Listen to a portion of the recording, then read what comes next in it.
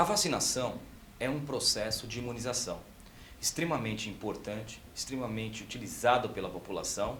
Muitos sabem de sua relevância, mas poucos sabem como efetivamente isso funciona dentro do nosso corpo. A vacinação é um processo de imunização ativa. O que isso quer dizer? É um processo em que o nosso corpo passará a produzir anticorpos, o que é fundamental. Relembrando do processo, de todo o processo de imunização, a partir do momento em que nós produzimos anticorpos, nós também passamos a produzir células de memória. E é aí que está o grande segredo do processo de vacinação. A vacinação ela consiste da seguinte etapa. Iremos introduzir no organismo antígenos. Mas aí alguém pode pensar, então vamos ficar doente? Não, calma, serão antígenos inócuos, antígenos atenuados, enfraquecidos, que justamente não vão provocar a doença, mas tem o grande intuito de estimular o seu sistema imunológico a produzir os anticorpos específicos no reconhecimento desse antígeno. E como consequência disso, irá produzir as chamadas células de memória imunológica. Vamos imaginar que você já sofreu o processo de vacinação, já tomou vacina, né? E meses depois você foi acometido pelo patógeno sobre o qual você já tinha tomado essa vacina. Então vamos imaginar, você tomou a vacina do tétano, contra a bactéria do tétano, e 3, 4 meses depois você justamente adquiriu essa bactéria, ou a toxina que causa o tétano. Como você já tomou a vacina e já tem justamente as células de memória referentes a este antígeno, ao entrar a toxina do tétano no seu corpo, vai desencadear todo o processo imunológico e chamar a atenção das células de memória, que irão rapidamente estimular a produção de anticorpos, de uma forma muito mais elevada e de um modo muito mais rápido, evitando que você fique doente. Esse é o grande processo de imunização ativa. No caso da vacina, uma imunização ativa artificial, pois foi inoculado antígenos enfraquecidos no seu corpo. Mas o mais importante, você ganhou células de memória e você estará protegido. Diferentemente do processo de vacinação, existe um outro processo chamado de soroterapia ou soros terapêuticos.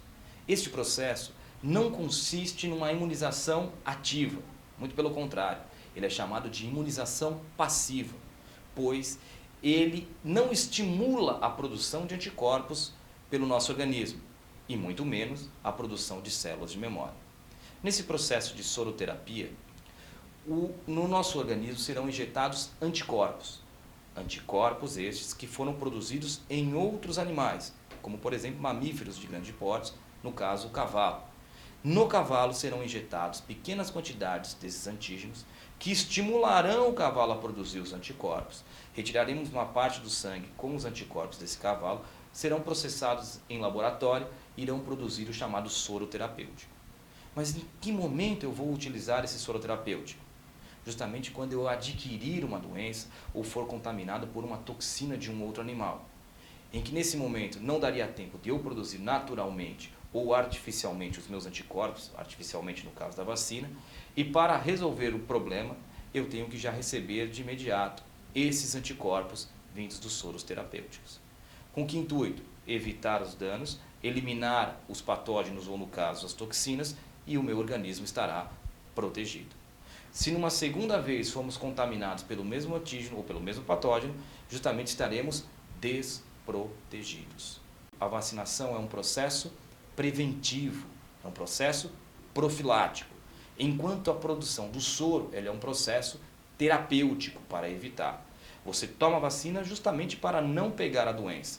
Você toma o soro porque pegou a doença. Essa é a grande diferença. Mas em imunização passiva, existe um outro caso extremamente importante. Esse caso consiste de uma imunização passiva natural, em que anticorpos passam da mãe para o filho, de dois modos, ou via placentária, quando o filho ainda é um feto, e a mãe irá passar os seus próprios anticorpos para o filho, para gerar a sua proteção, uma vez em que esse feto ainda não entrou em contato com diversos antígenos, não conseguiu ainda produzir os seus próprios anticorpos e ganhar as suas células de memória. Após o nascimento, ainda há a passagem desses anticorpos, constituindo outro caso de imunização passiva, só que agora via leite materno, pelo chamado colostro, em que a mãe irá passar também os seus anticorpos para o filho, protegendo nesse momento, até o ponto em que o filho receba a vacinação ou o filho também entre em contato com os outros antígenos, produzindo naturalmente os seus anticorpos. O corpo de uma determinada pessoa. Em um primeiro momento, algumas células